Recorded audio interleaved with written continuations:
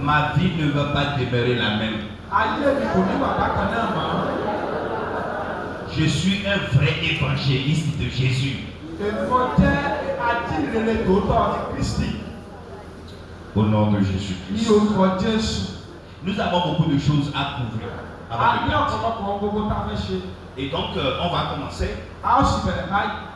Et pour les questions d'hier, à la fin, nous allons prendre les questions. On va répondre aux questions d'hier et on va prendre quelques questions.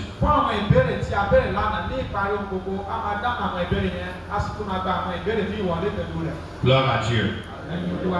Qui sont ceux qui n'étaient pas là hier?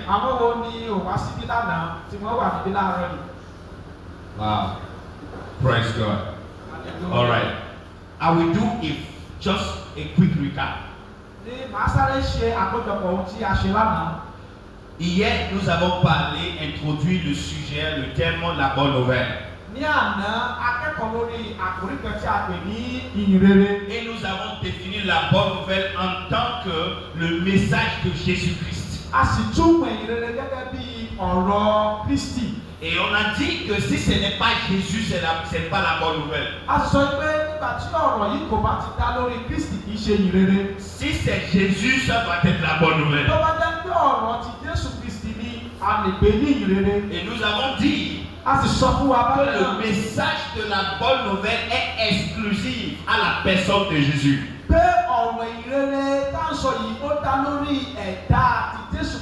Cela veut dire quoi?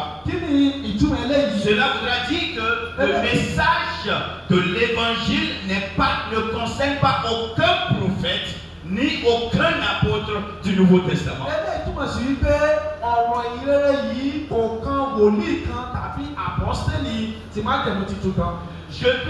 Quand je suis en train de prêcher un message, je peux faire référence à Élie, je peux faire référence à Jérémie, je peux faire référence à Moïse, je peux faire référence à Paul, je peux faire référence à Pierre, mais ces gens ne sont pas les hommes exclusifs de la bonne nouvelle.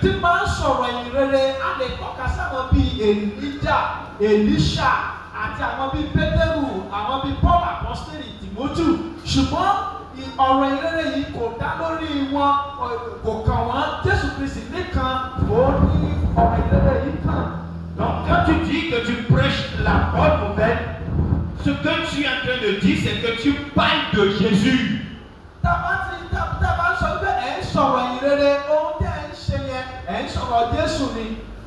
Alors, après avoir défini la bonne nouvelle, nous allons parler un peu de la caractéristique ou des caractéristiques de la bonne nouvelle.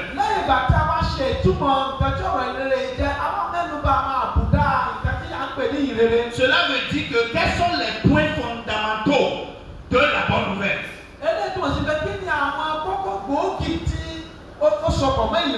Et nous avions étudié ensemble dans 1 Corinthiens, nous avons étudié, la Bible a dit que l'évangile c'est la mort, l'ensevelissement et la résurrection de Jésus-Christ.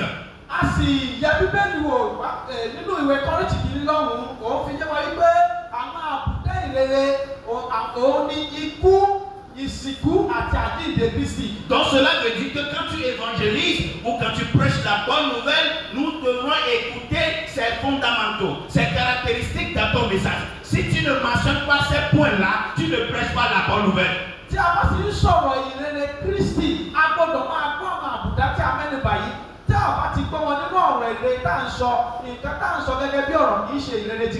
Donc la bonne nouvelle c'est de dire à quelqu'un, écoute mon frère, Jésus est mort pour tes péchés, il est enseveli et troisième jour il est ressuscité pour ta justification. C'est ça la bonne nouvelle.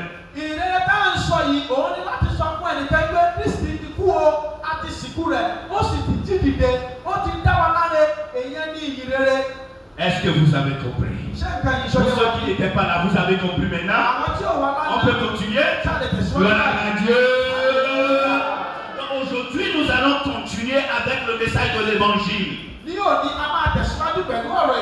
C'est quoi l'évangile? L'évangile, ou la bonne nouvelle, c'est le message du pardon des péchés à travers Jésus-Christ. ẹ̀ṣẹ̀ nípa Kristi. Vous avez compris? La bonne nouvelle, c'est un message de pardon des péchés. Écoutez-moi très bien ce matin. La bonne nouvelle, ce n'est pas un message de rappel des péchés. C'est le message qui vous montre que vos péchés sont déjà pardonnés par Christ. Si tu as peur en tant que pasteur de dire à quelqu'un que ces péchés sont pardonnés, tu ne prêches pas l'évangile. Donc,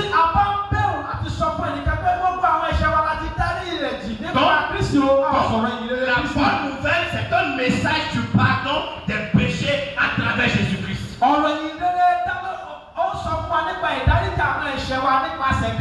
Allons-y dans Jean chapitre 1 verset 29. Jean chapitre 1 verset 29. Jean chapitre 1 verset 29. Est-ce que quelqu'un peut lire en Yoruba pour nous? Nito keji. Aha. Aha. Aha. Wo. Aha. La Bible a dit le lendemain Jean vit Jésus. Et Jean dit, voici l'agneau qui a ôté le péché du monde. Écoutez-moi très bien. Jean n'a pas dit, voici l'agneau qui va essayer d'ôter.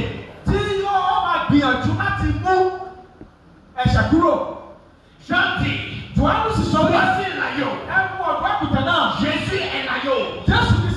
Voici l'agneau qui ôte le péché du monde.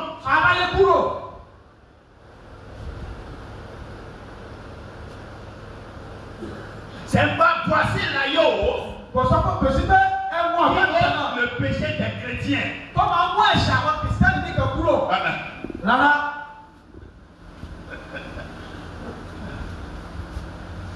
Il n'a pas dit voici l'agneau qui ôte le péché de ceux qui sont sérieux. Non. Il a dit voici l'agneau qui ôte le péché du monde. Je vais vous choquer. Tout le monde sur la terre, même les sorciers que vous priez à tuer,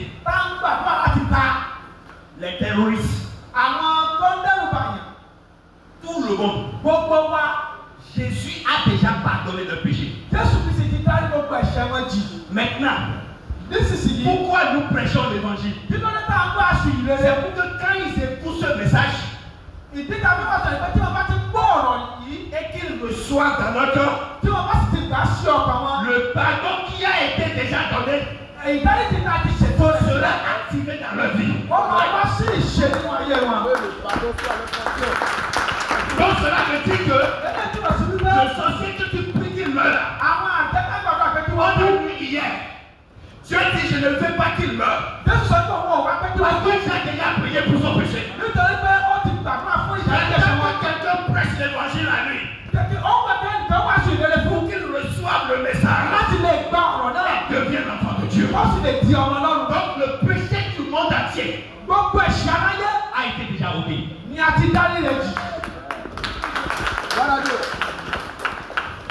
Donc quand nous prêchons l'évangile, nous invitons les gens à recevoir le pardon qui a été déjà donné. Est-ce que l'évangile est simple? Vous voyez, Jésus n'est pas venu pour mourir pour les chrétiens.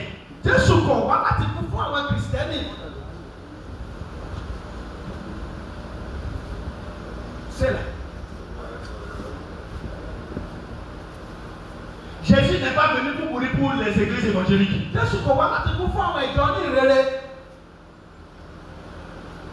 Jésus est venu pour mourir pour le monde entier.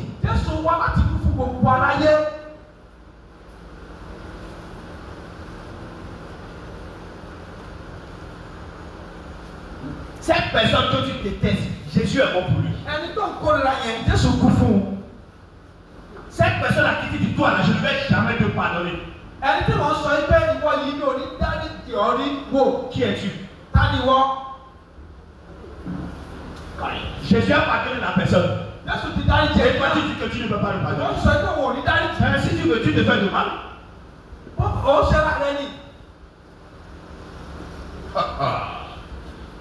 Le lendemain, Jean vit Jésus. Et il dit, voici l'agneau. Voici l'agneau qui a ôté le péché du monde. Qui a ôté le péché? Cela veut dire que un homme n'a pas ôté le péché.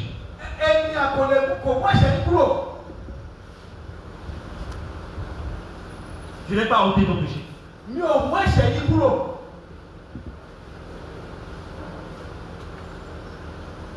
Elijah n'a pas ôté votre péché. Moïse n'a pas fait. Paul n'a pas fait ça. Mais une personne appelée Jésus-Christ, il a ôté le péché. Question.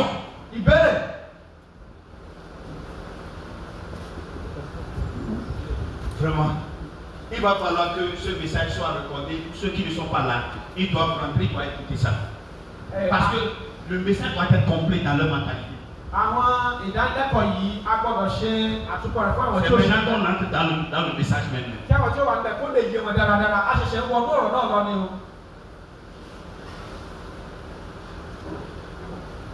La Bible a dit, Jésus a ôté le péché du monde. Ma question, tu étais là.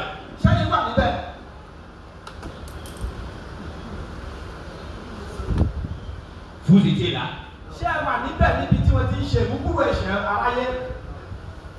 Vous étiez là.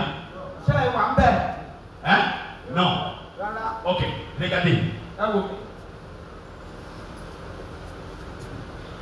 Le pardon du péché a été effectué par le sacrifice de Jésus. Plus de 2000 ans. Moi et toi, on n'était pas là. Donc c'est quoi l'évangile? L'évangile c'est que le message de ce que Jésus a fait. Ce message, on a besoin de recevoir cela. Quand tu reçois le message, on croit dans le message. Ce que Jésus a fait 2000 ans passés, cela a activé dans ta vie. Donc cela veut dire que quand tu deviens chrétien, Dieu ne t'appelle pas à faire quelque chose. Dieu t'appelle à recevoir ce qui a été donné.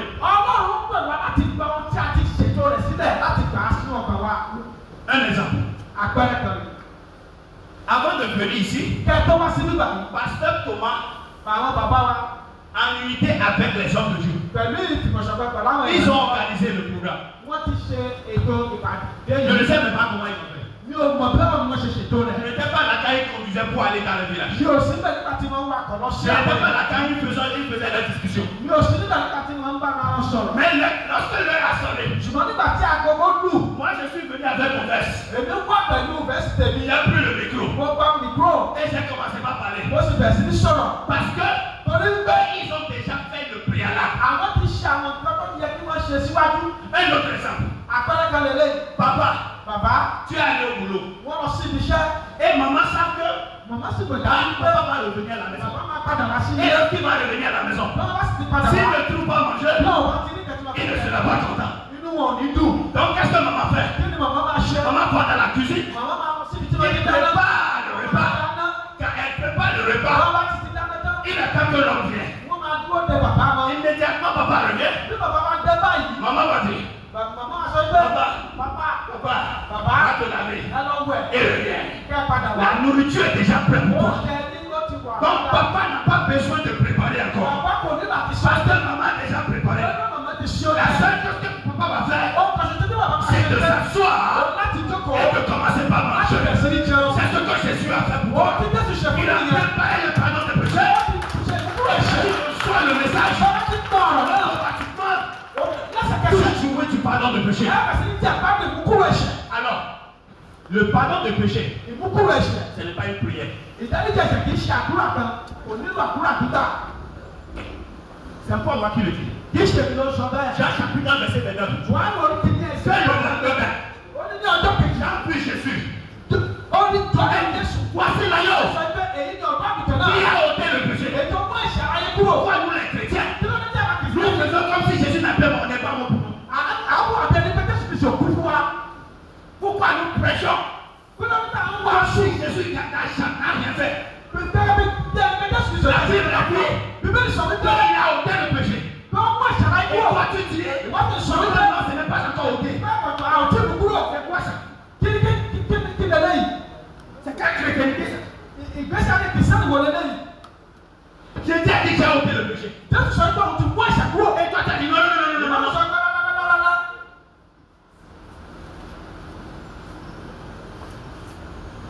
Une question. Adam a commis le péché. Et automatiquement, nous sommes des pécheurs. Qu'est-ce que tu as fait pour devenir pécheur? Dis-moi. Qu'est-ce que tu as fait?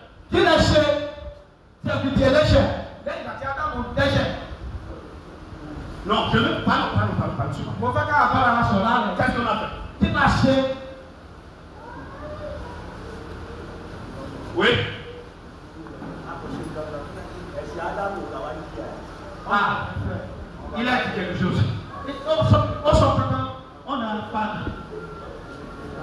Qu'est-ce que vous avez fait? David a dit que dans le ventre de ma mère.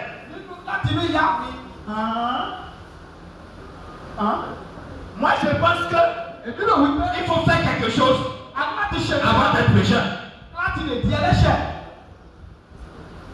Mais David a dit dans le ventre. Le bébé qui est dans le ventre a fait quoi?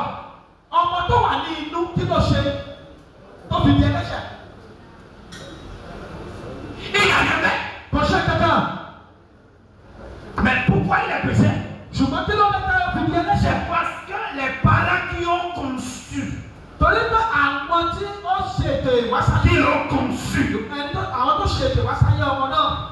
sont des pécheurs. Donc cela veut dire quoi? Le péché originel de l'homme est hérité.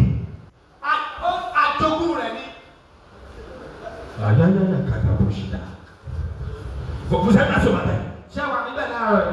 Le péché d'Adam, on a hérité ça. Dans la Bible a parlé d'un second Adam. Quand le second Adam est venu, la Bible a dit, en lui il n'y a pas de péché.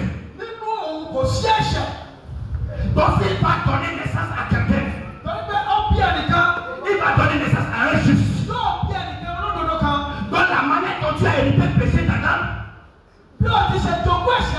c'est la même manière que tu hérites le pardon des péchés.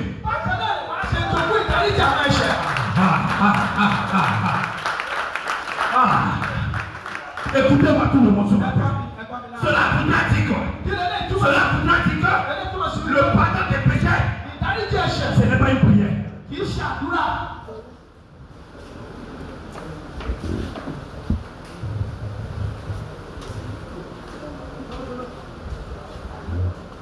Je reprends.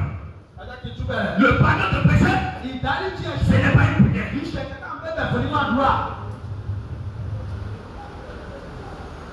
Nous aimons trop prier pour tout en Afrique. Tout. La Bible dit, Jésus a ôté. Ok, répondez-moi. Il a ôté ou il n'a pas ôté?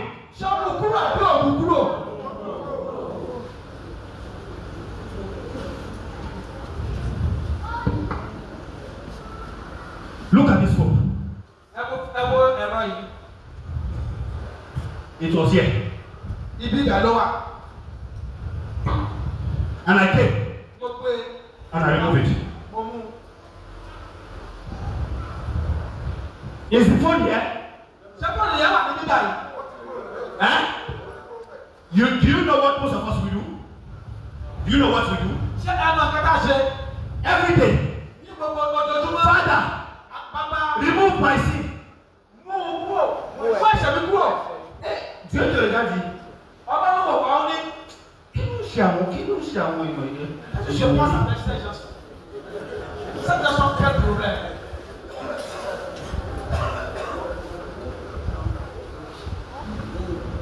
Unbelief, that's our problem. One. Our second problem. We want to live by Old Testament. Dans l'ancienne alliance, le péché ne peut pas être enlevé. Donc Moïse a trouvé une petite solution. Donc la solution est temporaire, pas permanente. Temporaire. Il va bien. Donc, écoutez-moi. Moïse voit que la loi a trop de conséquences. Si quelqu'un pêche, la personne meurt. Et Moïse a dit quoi?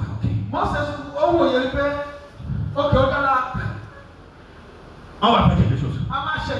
Et Moïse a dit, le peuple, je sais que vous ne... Écoutez-moi. Le peuple, je sais que vous ne pouvez pas faire sans péché. Parce que vous êtes des hommes de péché. Mais on va faire quelque chose. Pour que chaque fois que vous péchez, vous ne mourrez pas. Oh my God. If I had time, I will open the book for you one by one. But I will come back again. If Pastor allow me to come in. So Moses told them, this is what we are going to do. When you sin from January to December, as you are sinning, look for a goat. What I'm saying is in the Bible. Hello, cow. In the book of Leviticus. Moses said, if you sin from January to December, when it is December, make sure that as you are sinning,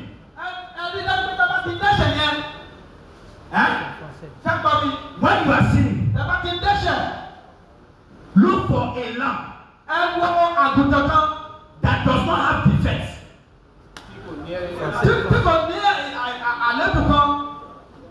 So as you sin today, feed the goats. As you sin, feed the goats. As you sin, feed the goats. By December, come with the goats. Come to the priest.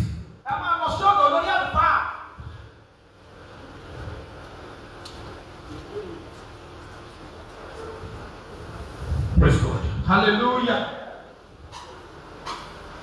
So from January to December, they feed the goats. At the end of the year, there is a celebration. Et on appelle ça le jour de propitiation. Le jour de propitiation. Yes, le jour de propitiation. En anglais, the day of an atonement. Donc, qu'est-ce qui se passe? Ils amènent le bébé. Donc, et toute la congrégation, quand ils amènent ça, écoutez-moi très bien. Devant le prêtre. Et il met la main sur le brebis. Les péchés qu'ils ont commis du janvier jusqu'à décembre, ils confessent ça sur le mouton.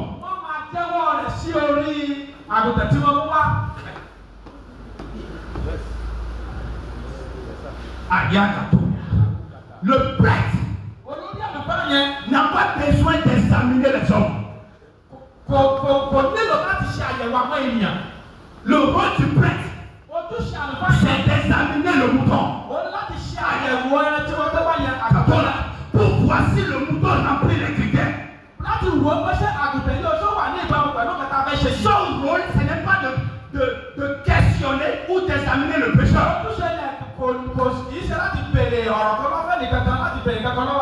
Parce que le prêtre sait qu'il est pécheur. Le prêtre examine le mouton.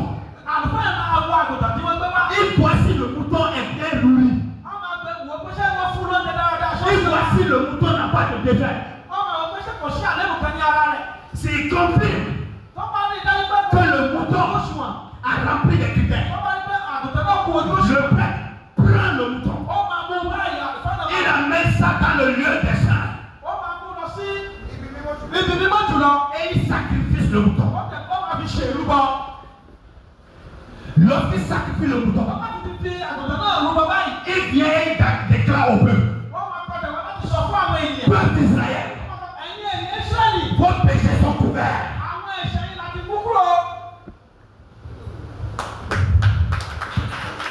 Vos péchés sont couverts.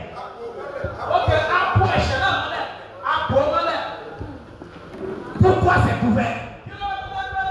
Pour que le peuple d'Israël ne peut pas payer pour le péché.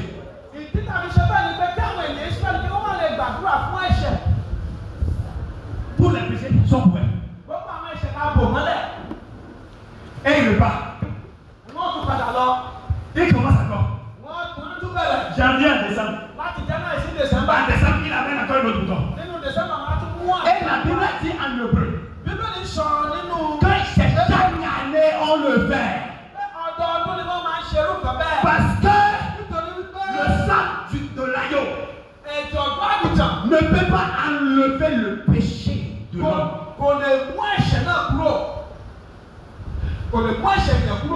Donc quand Jésus est venu, quand Jean l'a vu, Jean dit: hey!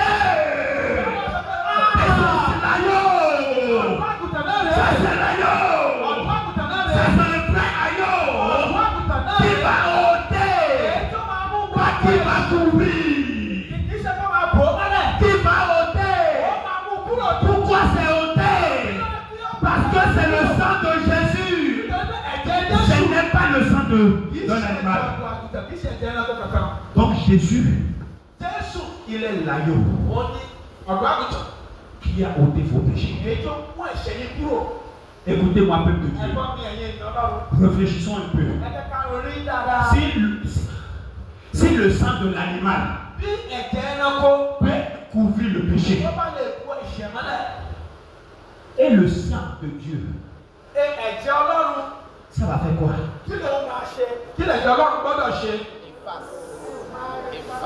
Le problème que l'Église a aujourd'hui,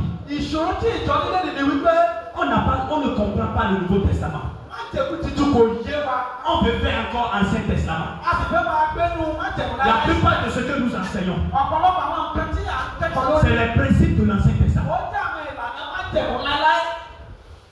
Oh, le problème c'est quoi?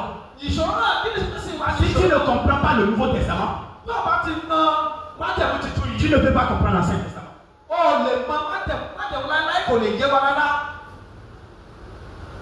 Parce que l'Ancien Testament, c'est des symboles. Le Nouveau Testament, c'est la réalité. Jésus nous a amené la réalité. On dit non.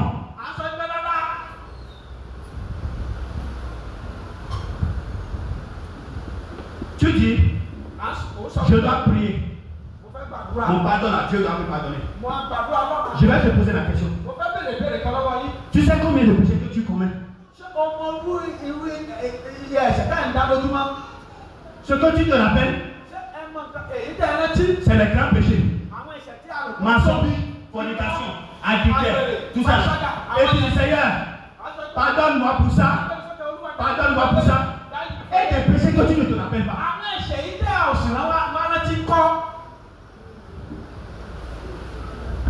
La vie de chrétienté, c'est la vie de la foi.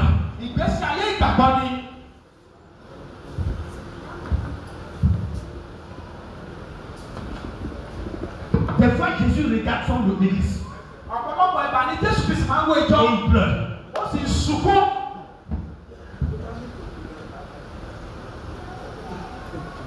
Il regarde les gens à qui il est mort. Et il pleure.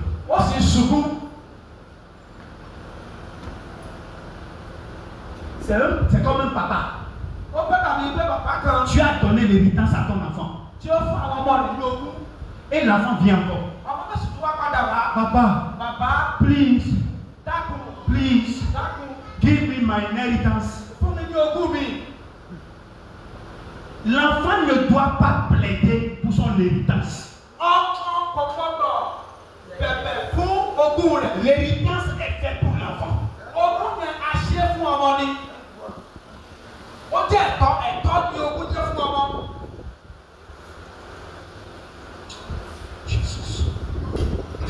C'est quoi l'évangile? La bonne nouvelle, c'est le pardon du péché. Donc quand tu prêches l'évangile, tu dis à la personne, la bonne nouvelle, tes péchés sont pardonnés. Tu as juste besoin d'accepter ce message. Quand tu crois, tu vas jouir du pardon du péché. Tu vas devenir enfant de Dieu. C'est ça la bonne nouvelle. Je vais vous montrer dans la Bible que c'est le message que les apôtres ont prêché. Ce que nous faisons aujourd'hui là, on a trouvé ça où?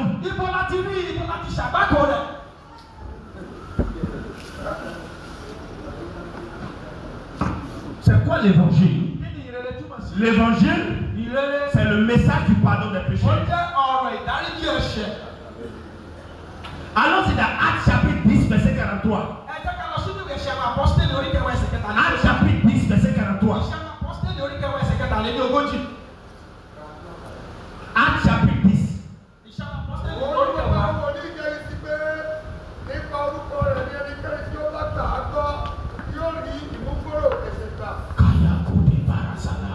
Ce n'est pas moi qui ai dit ça. On va lire ça.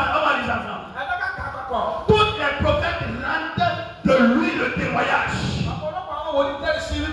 Que quiconque croit à lui reçoit par son nom le pardon des péchés. Ce n'est pas prier, c'est recevoir.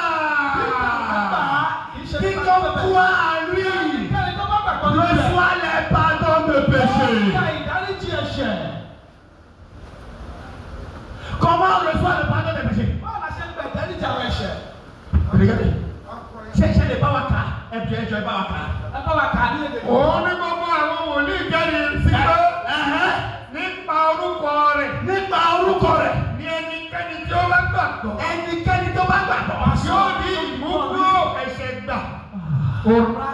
le pardon des péchés.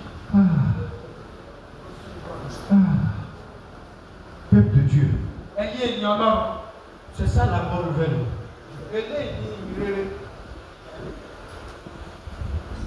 C'est ça. Ce n'est pas moi, je n'ai pas mis ça là. C'est ta votre Bible. Que quand tu crois, ce n'est pas petit à petit. Petit à petit. Quand tu crois, immédiatement. Je vais mettre ça. Je vais dire ça autrement. Dans Jésus, il y a le pardon. Hein? Quand tu reçois Jésus, tu reçois pardon. C'est compliqué. Est-ce que c'est compliqué? Vous voyez la raison pour laquelle Paul a dit le juste vivra.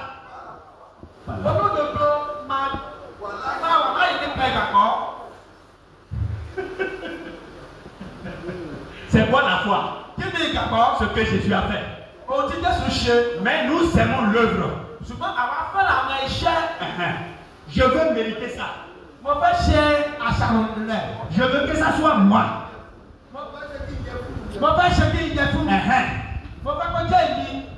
Le sujet de la chrétienté, c'est le sujet de I surrender. I surrender. C'est lui qui a fait ça. Donc moi je jouis de ça. Par la foi. Gloire au Seigneur Jésus. Gloire au Seigneur Jésus. 1er Jean chapitre 2 verset 2.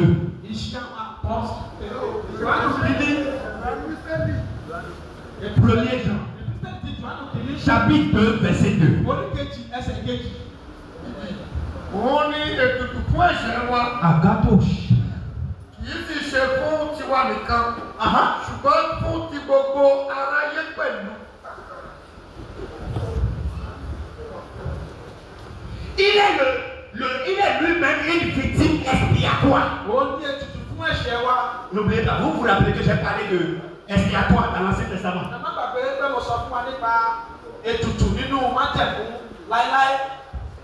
Il est lui-même une victime expiatoire pour nos péchés.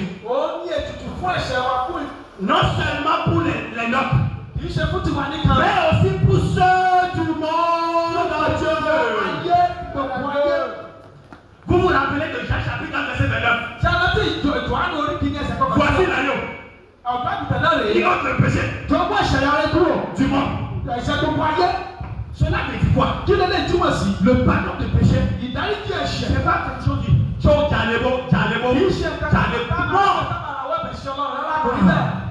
Le Nouveau Testament diffère de l'Ancien. David a prié. Ézéchiel a prié. Il a dit Seigneur, crée à moi un cœur pur. Vous savez ce qu'il demande? Parce que le péché que tu commets là, le fait que tu es pécheur, c'est ta nature. Ça vient de notre cœur. Donc quand Ézéchiel prie à Dieu, Seigneur, enlève un cœur dur. Donne-moi un cœur nouveau. Crée à moi. Donne-moi ton esprit. Donne-moi ton esprit. Vous savez ce que Ézéchiel demande? Ézéchiel demande la réalité du Nouveau Testament.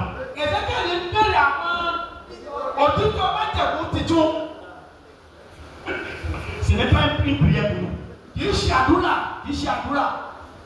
nous. Pour nous. C'est pour cela que c'est très important de il dit, Seigneur, crée à moi un nouveau cœur. Donne-moi ton esprit. N'oubliez pas, avant que Dieu va donner son esprit, le péché de l'homme doit être pardonné. Jésus doit enlever le péché. Pour que l'Esprit Saint vienne en lui. Dans l'Ancien Testament, l'Esprit Saint n'est pas en eux. Les prophètes, l'Esprit Saint descendait sur eux. Et ils prophétisent. Quand ils finissent de prophétiser, l'Esprit Saint part. Parce que l'Esprit Saint ne peut pas vivre dans la nature du péché. Parce qu'ils étaient tous dans le péché. C'est Jésus qui va venir pour ôter le péché. Donc l'Esprit Saint venait sur eux. Ils vont prophétiser. Et l'esprit n'est pas parti. Dans le Nouveau Testament, Jésus a dit, donc, je vais envoyer le paraclet qui va venir demeurer en vous. Et quand il va venir, il ne va pas rester pour quelques moments. Il va demeurer à vous à jamais. Parce que c'est un Nouveau Testament où l'Esprit de Dieu vit en nous. Parce que notre corps est le temple. Donc Ézéchiel, quand il priait, donne-moi ton esprit. Il demandait à ce qui n'était pas pour lui.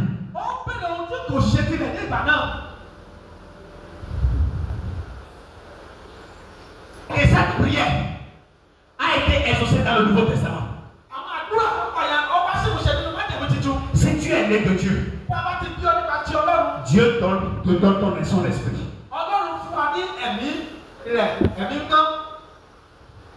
Donc la Bible dit que lui-même une victime expiatoire. Même pour aussi pour ceux du monde.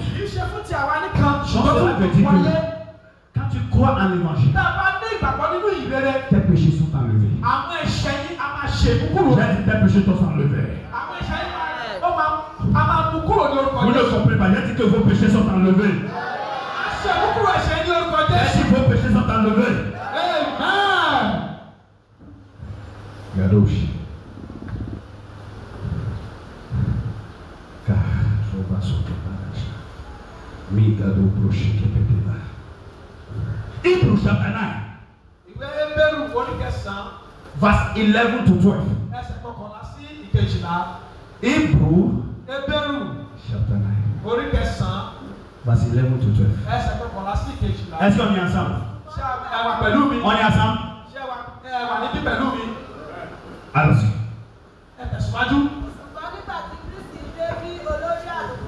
Olórí kini? Merci, yes.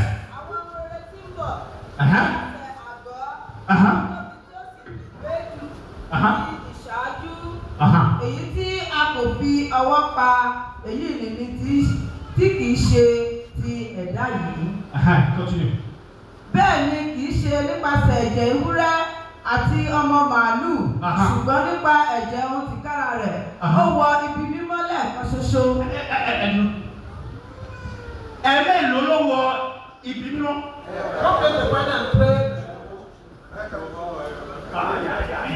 Can somebody put your hands together for Jesus?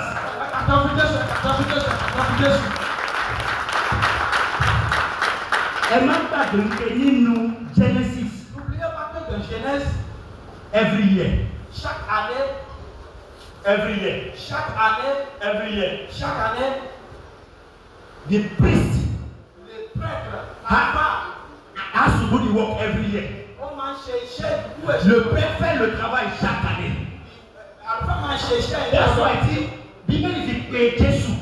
Alpha qui nous paie Jésus. Olórí. Le souverain sacrificateur. Olórí Alpha. Le souverain sacrificateur. Because qui nous dit qu'on fait dire Olórí Alpha. Sacrificateur souverain. Ce que lui a fait là. Il fait ça une seule fois. Mais les autres Alpha. Il faut ça chaque année. Mais Jésus Olórí Alpha. Jésus Christ, le souverain sacrificateur. La Bible a dit. Lẹ́yìn tí ó ti rí ìdáǹdè àìnípẹ̀kúgbà fún wa. Ẹ bá mi lọ sẹ́yìn kẹ́. Bẹ́ẹ̀ ni kìí ṣe nípasẹ̀ ẹ̀jẹ̀ ewúrẹ́ àti ọmọ màálù, ṣùgbọ́n nípa ẹ̀jẹ̀ ohun tìkára rẹ̀, ó wọ ibi mímọ́ lẹ́ẹ̀kan ṣoṣo. Ó wọ ibi mímọ́ how many times? Lẹ́ẹ̀kan ṣoṣo. Ẹ jọ̀ọ́ ẹ jẹ́ kí n sọ yìí fún. Permettez-moi vous dire ceci.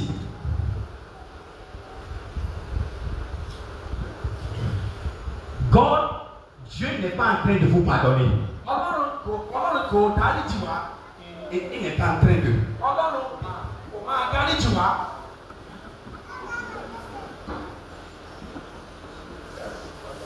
Ọlọ́run kò ṣe bá Ọlọ́run dáríjì wá lọ́wọ́lọ́wọ́ báyìí. Listen to me. Ẹ gbọ́ mi dáadáa. God will not forgive you. Ọlọ́run kò sì ní dáríjì wá. God has already forgiven you. Ọlọ́run ti dáríjì wá, ó ti dáríjì wá sẹ́yìn.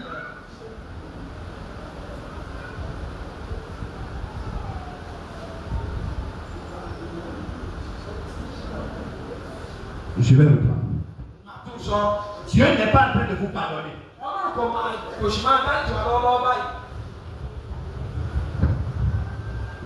Dieu ne va pas vous pardonner. Dieu a déjà pardonné. Vous connaissez le problème. Nous voulons faire comme les anciens du les gens de l'Ancien Testament.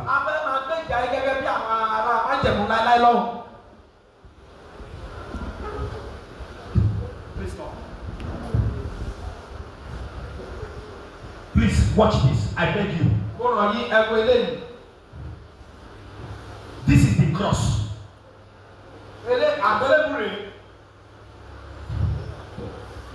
This is before the cross. Jesus on the cross.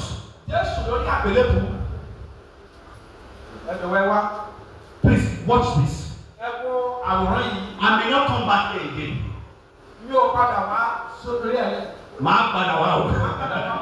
Mais c'est possible. Maybe I will come again. But if you can understand this, you are set free.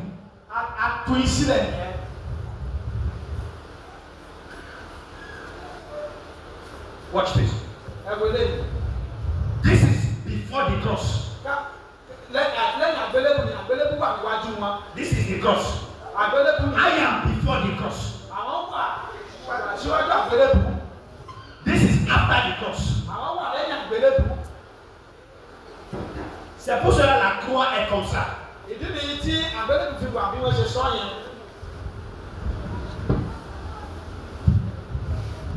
Donc, nous qui sommes ici, dans l'ancienne alliance, il a été promis dans les Écritures qu'un jour, quelqu'un va venir pour mettre fin au sacrifice.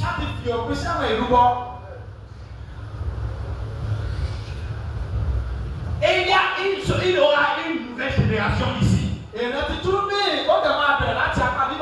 Donc, toute la période ici, avant la croix, cela veut dire qu'avant la mort et la résurrection de Jésus, this period is the law. Please listen. So in this place, our relationship with God is dependent on our performance. So if God will have a relationship with you, it's based on what you do. Vous êtes là ce matin. Ici, il n'y a pas de pardon du péché. Quand tu commets le péché, tu confesses le péché, tu donnes agneau et l'agneau couvre le péché. Donc pour ceux qui sont ici, les gens comme David, je vais vous montrer. Il plaide à Dieu. Aie miséricorde. Aie pitié. Aie pitié. Aie pitié. Parce qu'il n'y a pas quelqu'un pour enlever le péché. Donc, dans toutes choses, ils sont des pécheurs. Quand Jésus est venu, Jésus a pris le péché. Passé. Présent. Et les péchés qui vont venir sur la croix, il a prouvé ça. Et la Bible dit en hébreu que Jésus, il a mis fin à ce système. Maintenant, ici, c'est parti. Maintenant, ceux qui sont de ce côté, Leur relation avec Dieu dépend de celui-ci.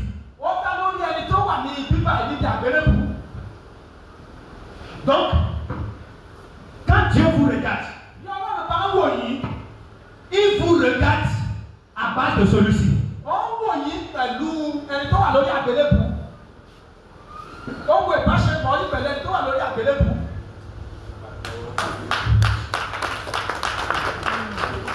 Si vous croyez ça, ça va vous rendre la vie facile. Les chrétiens vivent dans servitude. On s'est écouté chaud. Il écoute Moses. Avant chrétiens, on fait que vivre. On se fait que vivre. Il faut baisser pour les possibles, les deux alliances, impossible. Il bâtit Jésus sur lui. Lorsque Jésus-Christ a dit, c'est fini. Au Paris, tout est accompli. Au Paris, a dit chercher pour Bobo. Jésus a dit que c'est fini. Mais toi qui dis que ce n'est pas fini.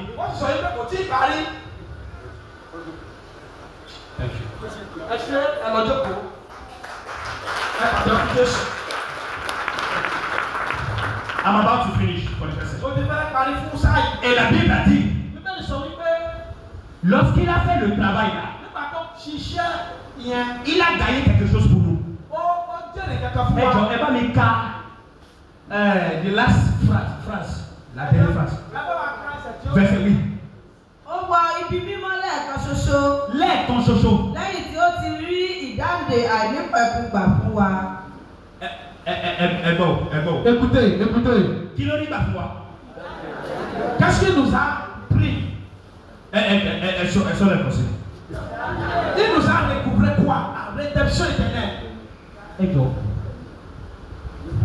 Onípẹ̀kun. Ça n'a pas de limite. Onípẹ̀kun. Ça n'a pas de limite. Wọ́n ti Jésù ṣe. Ce que Jésus-Christ a fait, Onípẹ̀kun. c'est éternel. Kí ló dé tó fi jẹ́ onípẹ̀kun? Pourquoi c'est éternel? Ça ne dépend pas de toi. Torí pé kì í ṣe àwa ló ṣe agbátẹrù kan tó ṣe, kì í ṣe ìyẹn lára ló ṣe. Onípẹ̀kun. C'est éternel. That's why Jesus will say in Jean chapitre 3 verset 16. Ìdí ni títí sọ nínú ìwé Jòhánù oníkẹsẹ̀ keje. 16. Ẹsẹ̀ kẹrìndínlógún. Dieu a tant aimé le monde. Ọlọ́run fi àwọn ayé tó bẹ́ẹ̀ gẹ́. Il donne son fils unique. Tí ó fi ọmọ bíbí rẹ̀ Que quiconque croit en lui Bẹ́ẹ̀ ẹnikẹ́ni tó bá gbàgbọ́ nínú rẹ̀. ne périt Kò ní ṣègbè. mais aura. Ṣùgbọ́n Ayé òní bẹ́ẹ̀. yóò ní ìyà ní. Ayé òní bẹ́ẹ̀. Kún.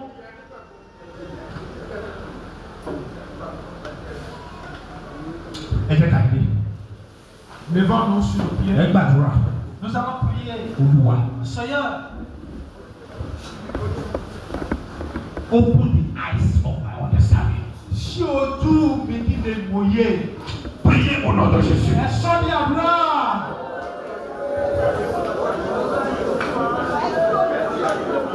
Seigneur, ouvre mes yeux pour la compréhension parfaite des œuvres que tu as accomplies sur la Pardon, croix. Yadana.